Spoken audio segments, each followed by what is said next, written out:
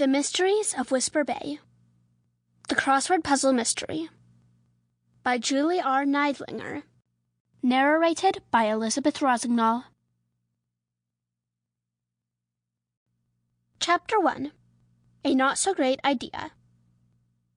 I looked over at Marta, my flashlight catching the sight of 3 wood ticks crawling up the short sleeve of her t-shirt. I had to concentrate hard to keep from screaming. I did not like arachnids. I wasn't squeamish around snakes or mice or other bugs, but arachnids were something else. I wondered how many ticks were on my own arms and legs, how many spiders were all around me, dropping slowly from the tree branches above into my hair. I want out of here, I thought, pulling the hood of my sweatshirt up over my head. Maybe it was the bugs. Maybe it was because of what we were there to do.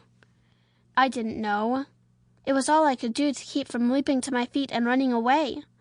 Not that I could run fast enough to get the bugs off, of course, or even see the way through the trees in the dark.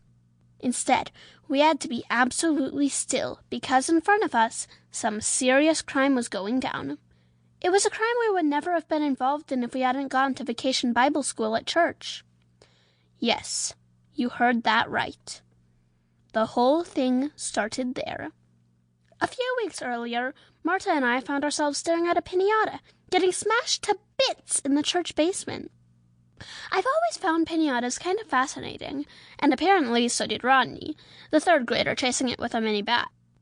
All that work to create a pretty shell of papier-mâché and paint, knowing it would be destroyed. This piñata looked like a globe, though Africa seemed a little too close to Antarctica. Our theme for the week of Bible school was missions around the world, with Friday, the last day, focusing on Mexico. But I wasn't sure, as I watched Rodney take another whack at the round blue and green piñata, that we should be hammering a globe after a week of talking about loving the people of the world.